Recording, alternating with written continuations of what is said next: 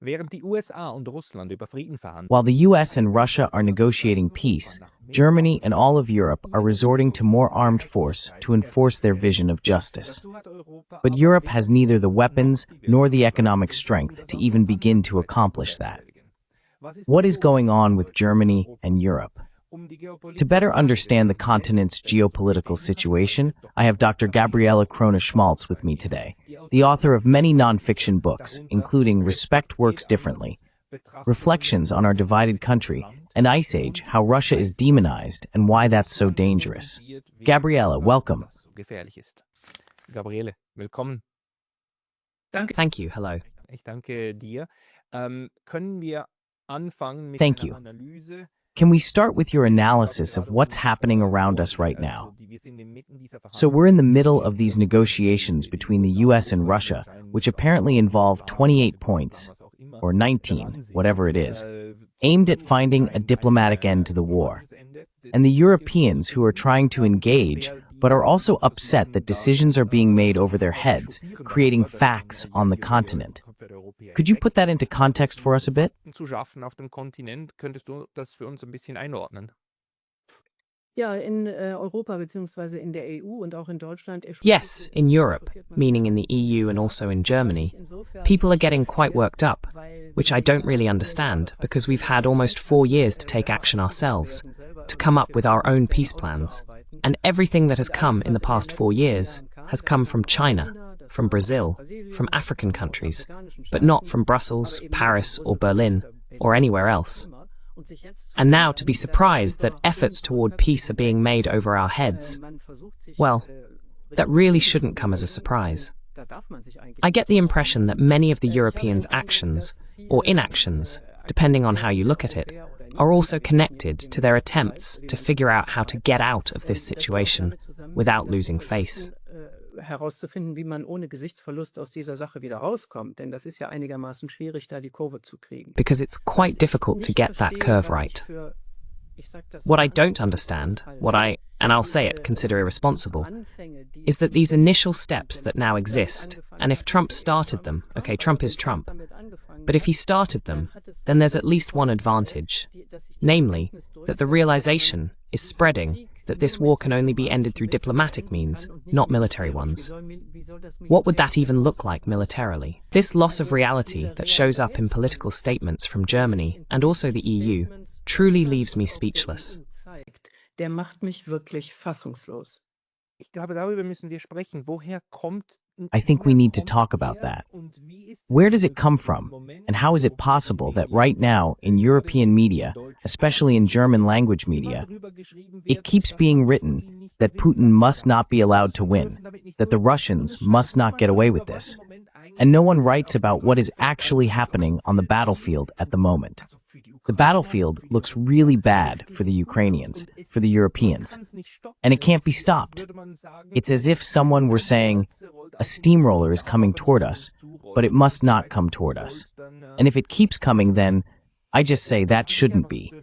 Where does this bizarre attitude come from? Also ich glaube, das Problem liegt daran, dass man Well, I think the problem is that factual analysis is repeatedly, or often, replaced by morality and ideology, which I absolutely understand. When you're in the middle of the disaster of a war, whether you're a politician traveling there or a journalist reporting on it, you're angry, outraged, and can hardly resist feelings like revenge or something similar. I find that absolutely understandable and human, and if it were otherwise, that would be terrible. But these categories must not become journalistic or political categories, because then there's no end in sight. I think one must be able, especially as a politician, since the core competence of politics is diplomacy, not war, but also as a journalist, one must be able to abstract and analyze, to identify interests. Und wenn es so ist, dass man nur die eigenen Interessen für legitim And if it's the case that one considers only one's own interests legitimate and dismisses all other interests as illegitimate, refuses to acknowledge them, doesn't listen, and instead creates a framework into which everything is forced to fit one's own ideology, then peaceful coexistence won't work.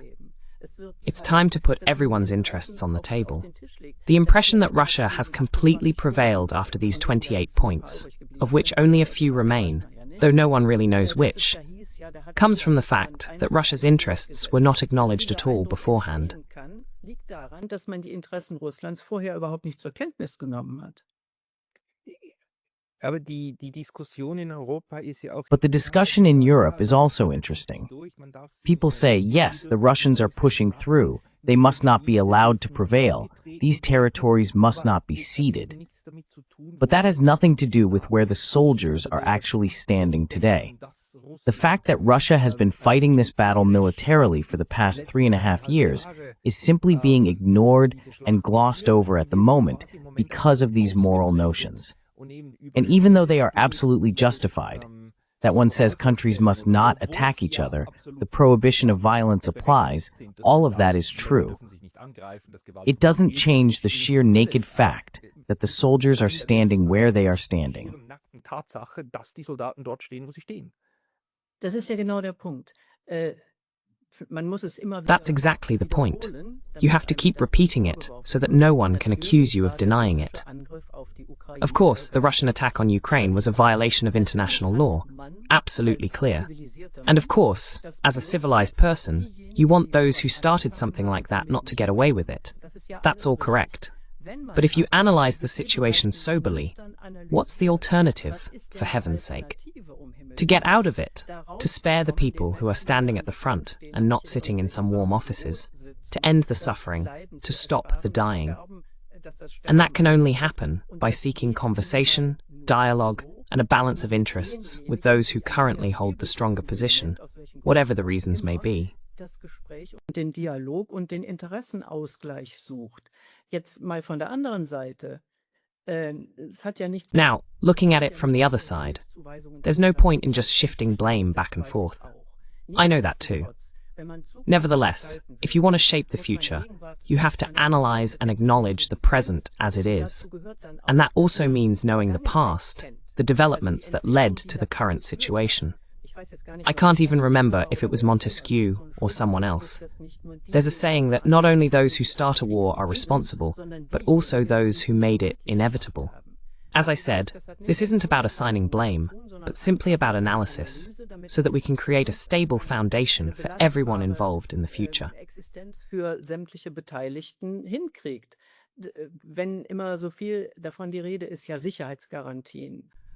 Whenever there's so much talk about security guarantees and this ghost debate in the EU about European, meaning NATO, troops being supposed to guarantee security, which is hardly to be outdone in terms of detachment from reality, I would counter that if a diplomatic solution is reached that truly balances interests, then security guarantees almost become unnecessary, because no one would have any interest in changing the situation anymore.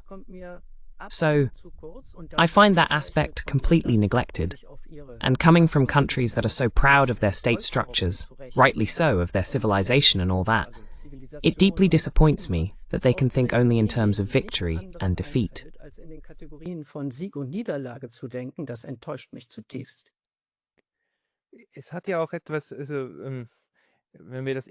There's also something about it when we try to accompany this intellectually. Something very illogical in these lines of argument, something that just doesn't add up for me. These so-called security guarantees, that Europe insists one cannot support peace in Ukraine unless there are security guarantees to ensure no new war breaks out. But we already have a war. It's already a war. How do you say it? Putting the cart before the horse. It should be the other way around. How do we end the dying in the war? And then how do we arrive at a security order that once again guarantees peace?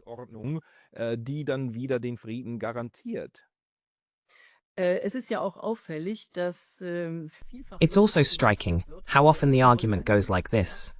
Putin doesn't want peace. You can't talk to Putin. What's conveniently left out, however, is that on the EU side, on the German side, dialogue was also prevented. Anyone who even suggested meeting with Putin after Russia invaded Ukraine to talk with him was quickly pushed to the political sidelines. It took someone like Donald Trump to come along and break that taboo. So these are the kinds of claims being used, which are, yes, I'll say it again, find irresponsible to claim that Putin doesn't want peace. Putin wolle keinen Frieden. Da wird auch zu wenig differenziert, was völlig klar ist. There's also too little differentiation there. It's absolutely clear that Putin and Russia can currently take more time because, militarily speaking, they're simply in a stronger position, able to take more time than Ukraine. So he doesn't have to rush into making peace. But that has nothing to do with the fact that Russia's fundamental interest in peace is massive and real. I'm always surprised and puzzled that people fail to distinguish between those two things in their arguments. That's a classic debate that, if it's not happening in politics, should at least be taking place in the media. Stattfinden müsste, diese Debatten. What's your opinion on this ugly word in German? I have to say this here, because we'll be translating this conversation into other languages later. In other languages, it's almost impossible to convey, but in German, there's this word, Putin-Versteher, a person who understands Vladimir Putin, and that's meant as an insult. It's used to accuse the other side of justifying or even approving of Russia's actions. And the fact that we've managed to turn the word understand into something negative. That's quite interesting, isn't it?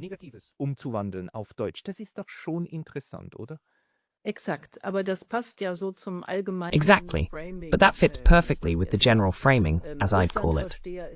Being a Russia sympathizer is already bad enough, and a Putin sympathizer is an even stronger accusation.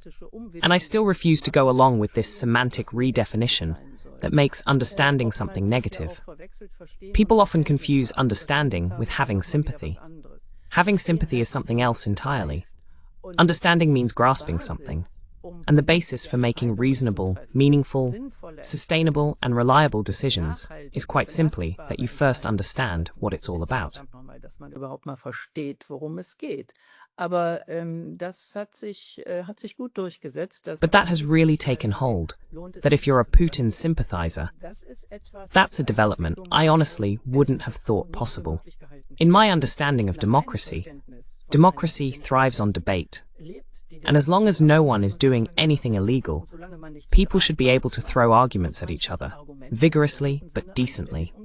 The fact that this is being prevented by labeling those who hold different opinions from the current mainstream as Putin sympathizers, or disinformation or something like that, I find more than questionable. Halte ich für mehr als grenzwertig. Yes, and the fact that this mixing is constantly being done, understanding, explaining, justifying, it all gets thrown into the same pot. Exactly. But this phenomenon is new. I mean, we didn't have any Saddam sympathizers in 2003, nor any Gaddafi sympathizers in 2011.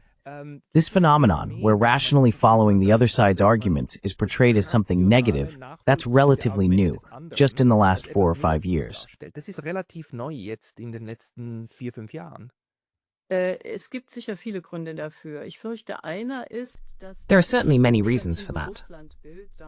I'm afraid one of them is that the negative image of Russia, back then it was the Soviets, now it's the Russians, was so cemented by history, by earlier times, the evil Russians and all that. Also, ideologically speaking, communism versus democracy and so on.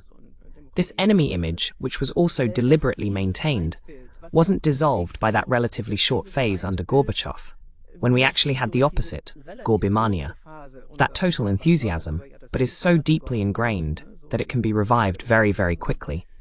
So, it just needs, well, it had already been foreshadowed. Under Gorbachev it was one thing, but it basically started again under Yeltsin. That was another very particular phase, which didn't do Russia any good either, but that would probably take us too far now. Die Russland auch nicht gut getan hat, aber das würde jetzt wahrscheinlich zu weit führen. So, und dann kam Putin. Und wenn irgendwelche So, and then came Putin. And whenever things happened in that society that we didn't immediately understand, whether it was how Russia tried to build a civil society, or how it tried to achieve something like privatization, whenever we didn't understand it because it didn't fit into our framework, that old image of hostility toward Russians quickly resurfaced. So I believe that plays a major role. and I would very much like to see more education about it, especially in schools, by the way. Because if we keep going like this, we'll end up with a very solid image of hostility toward Russians again, and that will certainly not make our future existence any easier. I'm convinced of that.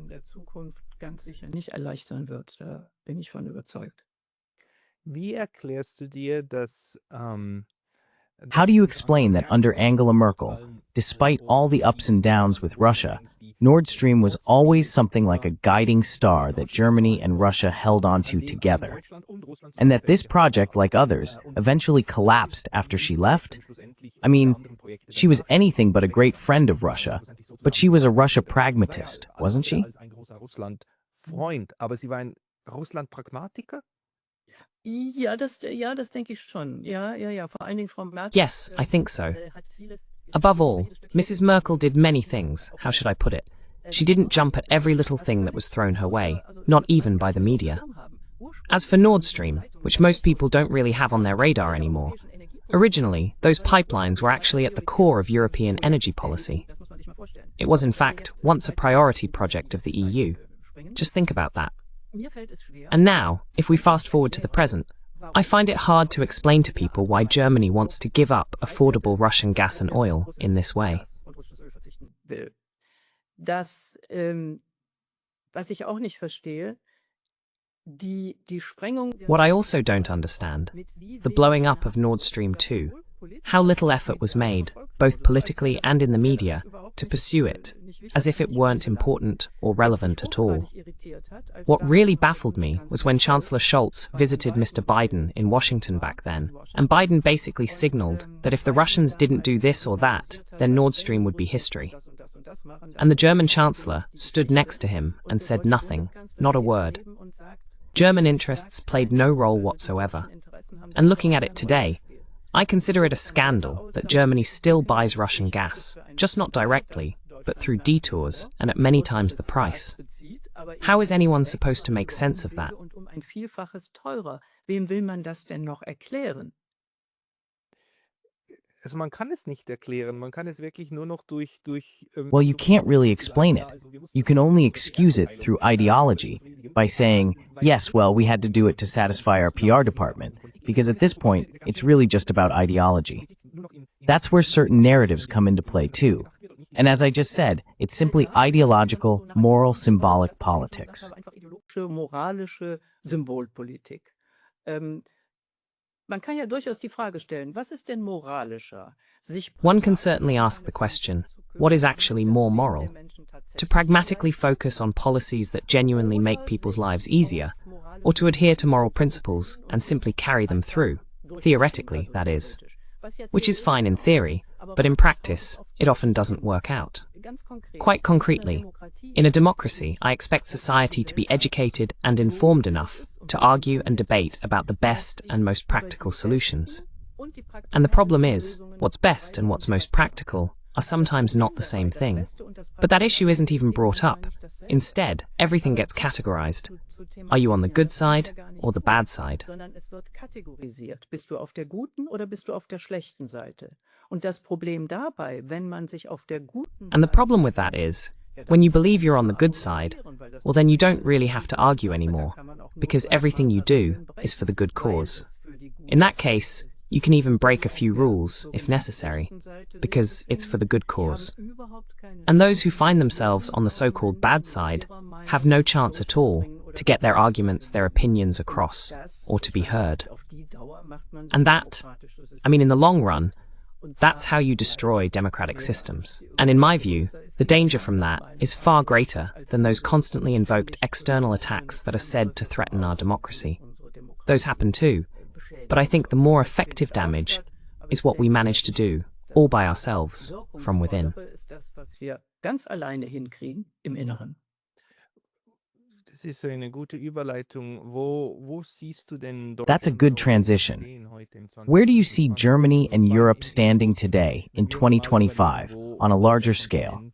If we think about where the continent stood in 1995, 30 years ago, the expansion of Europe, the economic area, the EU, those positive memories and the euphoria that prevailed back then, the feeling that everything was going to get better, The Cold War was over, everything was improving, and haven't we now reached the opposite point? Where do you see Europe standing today? Wo siehst du Europa stehen? Ja, wenn wir zurückdenken an Yes, if we think back to the late 1980s, that's exactly what happened. We all got along. The East-West conflict was over, or at least it seemed that way. And there were indeed the conditions and the offer from then Soviet President Gorbachev to build a common European house. The conditions were truly there, but nothing came of it. Many factors played a role in that. The fact that the EU expanded is, in principle, not a bad idea at all. Quite the opposite. If you imagine a well-functioning Eurasian continent, a well-functioning EU, cooperation with Russia and everything surrounding it, that would already be quite a good outlook. Das wäre ja schon mal eine ziemlich gute Perspektive. Ein Fehler, meine Einschätzung, den man in Brüssel A mistake, in my view, that was made in Brussels was that the newly joined members, Poland, Estonia, Latvia, Lithuania, were increasingly allowed to take the lead in shaping European foreign policy toward Russia. They had a lot of unresolved issues, so to speak. And for these countries, Moscow was still synonymous with the Soviet Union and painful memories of Soviet times. That's all understandable. We're once again in the realm of the human, the moral, things like that, all understandable. But to turn that into the basis for political decisions that determine the future, especially if one truly means to pursue a policy of peace, that simply doesn't work. In my view, that's a very essential point. Für meine Begriffe ein sehr wesentlicher Punkt.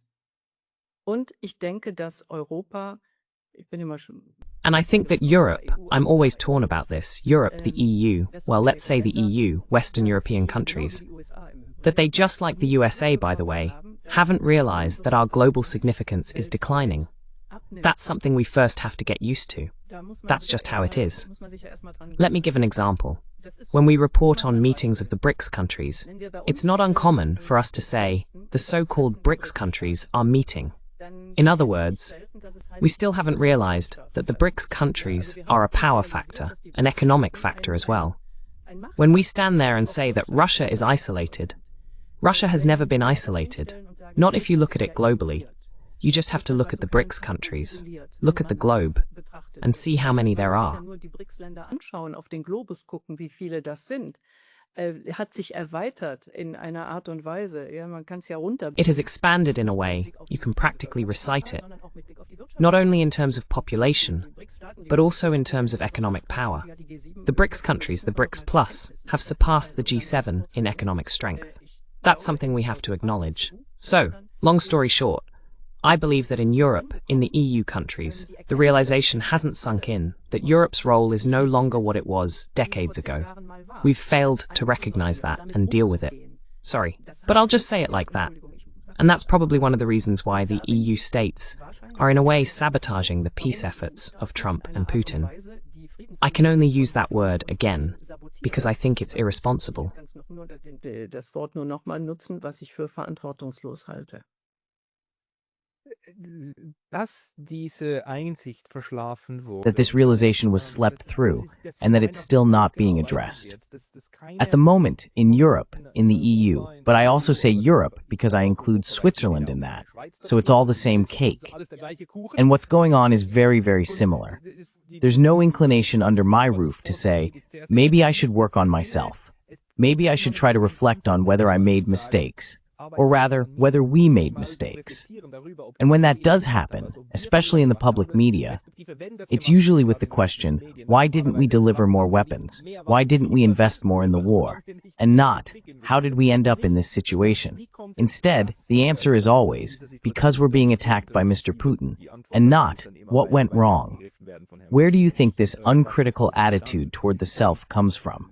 Woher denkst du, kommt diese unkritische Haltung mit dem Selbst? Ich glaube, ein wesentlicher Punkt ist dieses Moral. I think an essential point is this sense of moral superiority. Things are better for us, so we are also better.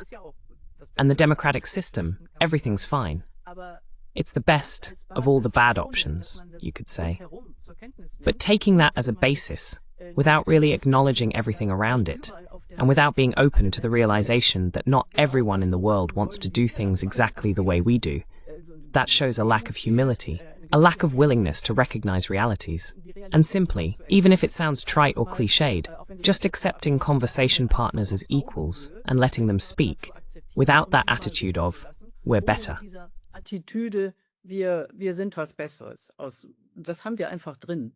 Ich meine, es ist, wenn man es ganz We just have that ingrained.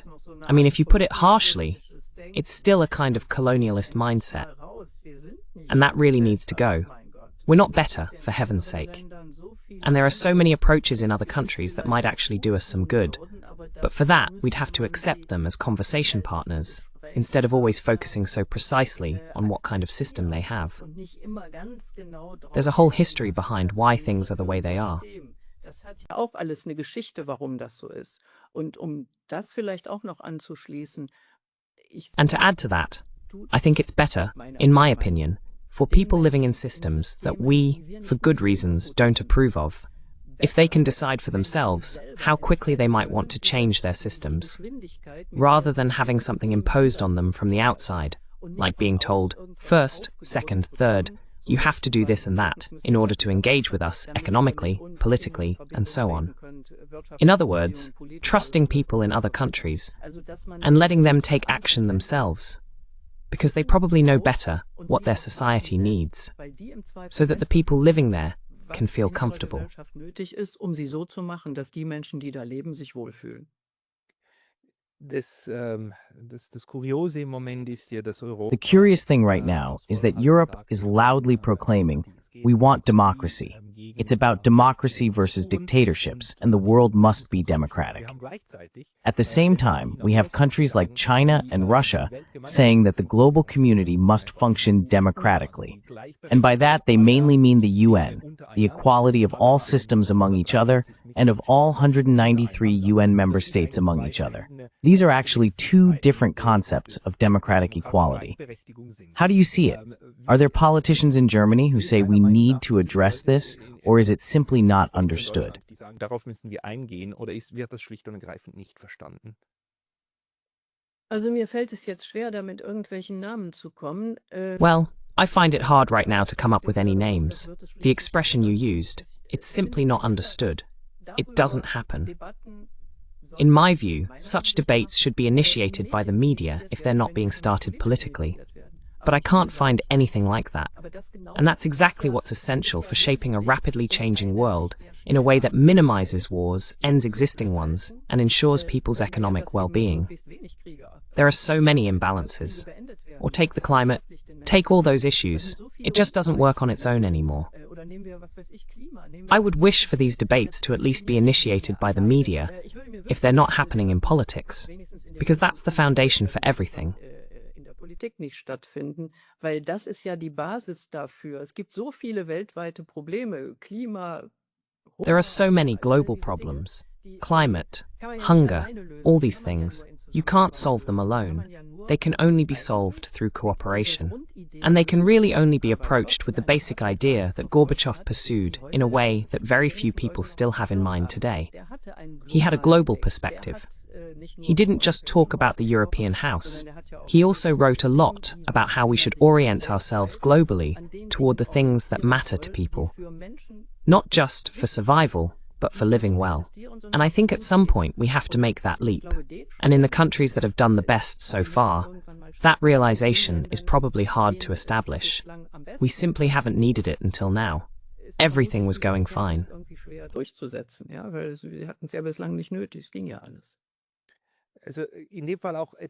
So in this case, it's also a matter of habit, isn't it? Europe's habit, not just over the last 100 years, but over the last 500 years, of sitting at the top, sitting there as if it's the most natural thing in the world, and from there telling everyone else how things are done. And somehow we can't seem to break out of that habit. That's the hubris, that Eurocentric perspective. And it's time for it to be replaced by a realistic view of things, reflecting how the world actually looks today. It's no longer like it was in the last century, and that has to be accepted. You can regret it, for heaven's sake. but you have to accept it if you want to find a practical and good way to shape life for yourself and for others. Einen praktikablen und guten Weg finden will, das Leben zu gestalten.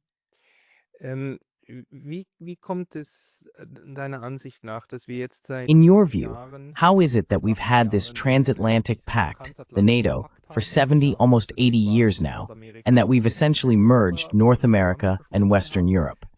Yet we've actually never had, at least I can't recall ever having, a transcontinentalism. We've never had peace, harmony, and happiness from Vladivostok all the way to Portugal. But right now, we have great, great peace. Not just peace, but an integration of Europe and North America. How did that come about? Wie kommt das? Gut, dass du hier Vladivostok und Lissabon und sowas angesprochen It's good that you brought up Vladivostok and Lisbon and so on.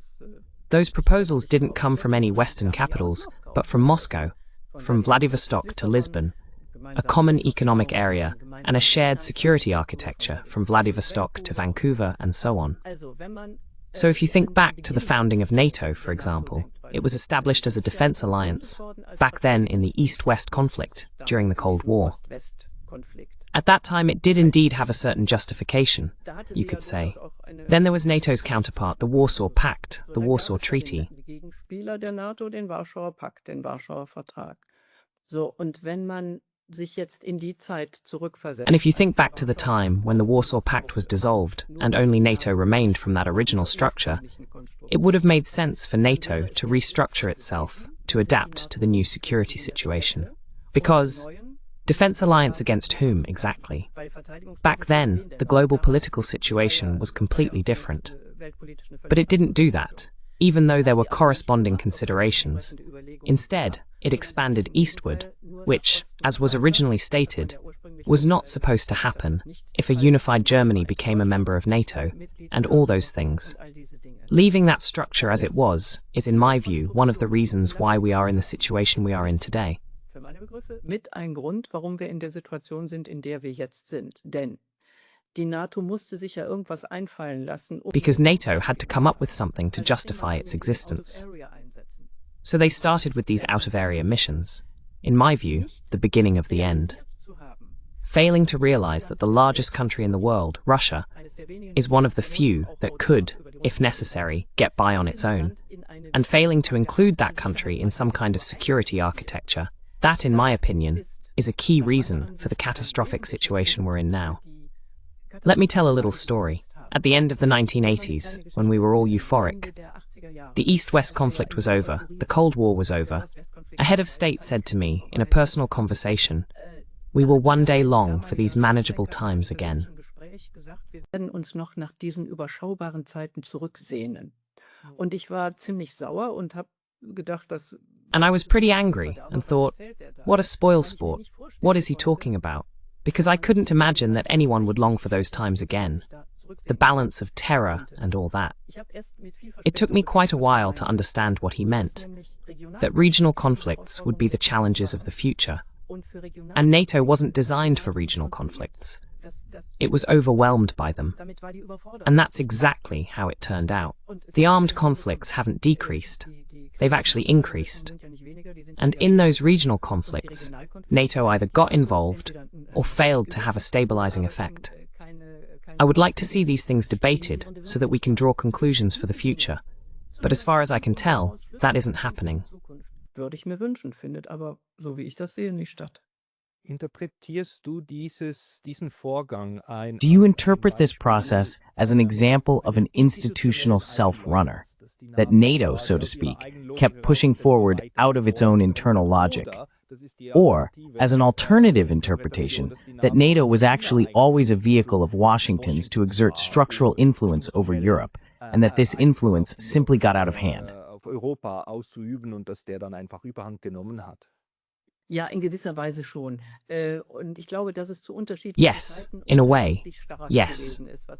And I believe that at different times it has been stronger or weaker when it comes to American influence. It's no secret that for about 100 years, official US documents have stated that the only thing that could threaten the United States' dominance would be a functioning Eurasian continent. And against that backdrop, of course, many political decisions have been made. I think it's perfectly fair to point that out without being accused of anti-Americanism or anything like that. That's what I would like to see, both in the media and in politics, that people clearly identify interests, state them openly, and then try to find where there's common ground or not. And if there isn't, then one has to try to find compromises. In my view, that's the meaning and purpose of democratic systems. But unfortunately, that's not how it works. Aber so läuft es ja leider nicht. Nein, tut's nicht. Drum, es stellt sich ja die Frage dann No, wieder an uns, it doesn't. The question that always comes up for us, students of international relations, is how is it that we can't get out of this? How is it that we keep ending up in these damn conflicts? One important school of thought in international relations, especially from the US, is realism. And right now, realism is in a deep crisis, because even the greatest thinkers of realism keep having to admit, this doesn't make sense anymore. It's counterintuitive, which basically means that it doesn't work the way people imagine national interest representation by states to work. Have you made any observations in that regard? Wenn ich da eine Antwort hätte, dann würde ich versuchen, die If I had an answer to that, I'd try to spread it as widely as possible. Sometimes I also, well, how should I put it? I'm not someone who gives up, like saying, it's all pointless anyway, even though there are situations where you do think, my God, where do you even start back at square one? Let me turn it around. If we assume that democratic systems are desirable, then we have to accept that they can only function if there are responsible, informed citizens. That means we have to do everything we can to ensure that citizens are capable of that. Essentially, that comes down to two things. Das sind zwei Dinge im Wesentlichen. Man muss viel in die Bildung stecken. Also die müssen. We have to invest a lot in education. They need to experience education, be thoroughly informed, and also gain an understanding of what civil courage means. Those are things, I think, where something can be done. When people then say, there's nothing I can do, there's nothing I can do, that's the death of democratic systems. Silent majorities have triggered terrible things in history more than once. And there's a wonderful thought from Arthur Schopenhauer, who said that each of us is not only responsible for what we do, but also for what we silently accept. And I think that should be discussed in every classroom. Und das, finde ich, sollte in jedem Klassenzimmer stehen. There's also a saying that's attributed to Hannah Arendt. Though she didn't say it exactly that way, she did use those words. There is no right to obey. For anyone who has studied Kant, let's leave aside for now what she actually meant by it. But sorry, I just want to come back to this topic of how we understand this situation. One of the most interesting interpretations I've come across in my conversations is that Europe might simply be at a point where certain elites within the state have already gone beyond the state itself and owe more to each other and to the United States than to their own country. And so they no longer see their duty as being directly to the national Germany or the national France, but to the greater whole. Do you think it's possible that we actually have a problem in that we've already begun to transcend the state in our thinking? Gedanklich schon zu übersteigen. Da müsste ich intensiver drüber nachdenken, dazu substanziell etwas zu sagen. I'd have to think about that more deeply to say something substantial. And I've learned in my job, I try to only talk about things I actually understand. But it's an interesting thought, and it'll make me dig into it a bit more. Another issue is that we should also think about how democratic democracies actually still are. Or also the question, I don't have a solution, but the question of how democratic the EU or the European Parliament really is. It's anything but democratic. I also don't know how it could be done differently. But the point is to keep these things in mind, and on that basis, to debate where the best solutions lie, so that we don't offer false justifications that have no real foundation, neither intellectual nor practical. Also keine intellektuelle Basis oder auch keine praktische. Das sind so Dinge, ich glaube, solche. These are the kinds of things. I think we can't avoid such discussions if we want to save anything. Because, as is the case in Germany, the level of credibility, both regarding the media and politics, is extremely low. And of course, you need that credibility if a democratic system is to function. If no one believes anything anymore, or doesn't trust democratic institutions, well, good grief. Then all it takes is someone who's, what do you call it, a Pied Piper. And then a lot of what was painstakingly built up goes down the drain. And we don't need any external influence for that. It works perfectly from within. Das geht perfekt von innen heraus. Wir sind uns darüber einig, dass der größte... We agree that the greatest danger of a collapse of our democracies in Europe does not come from the East, but from the ideology we are currently getting carried away with. The fact that we no longer even have debates anymore. That's what's interesting. The Americans are having a debate about what freedom of speech is, what one is allowed to say, what can be blocked and what cannot.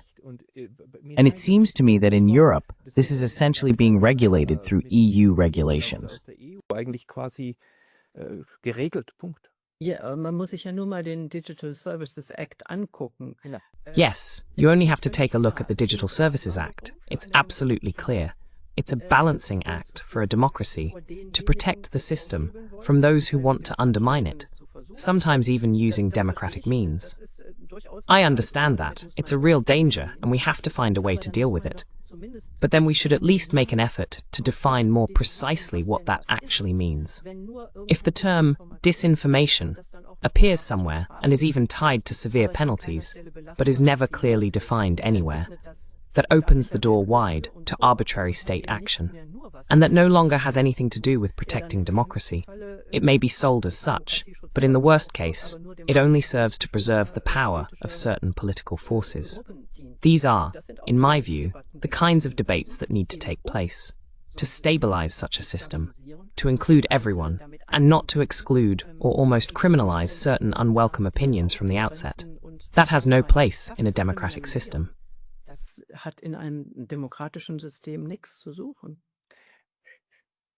Absolut einverstanden. Wo siehst du Absolutely agree. Where do you actually see the greatest chances that we might be able to return to such debates?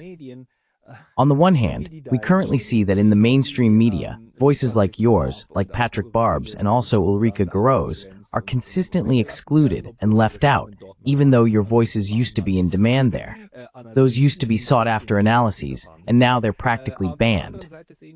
On the other hand, we see on social media, here on YouTube and elsewhere, a flourishing culture of debate, I'd say.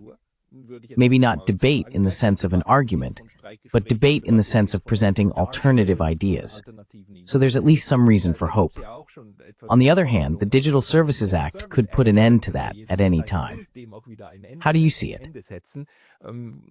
Wie siehst du's? Einfach weitermachen. Also ich für meine Begriffe...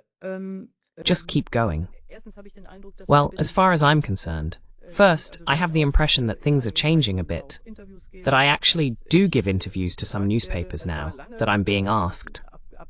For a long time, that was really cut off. That's true.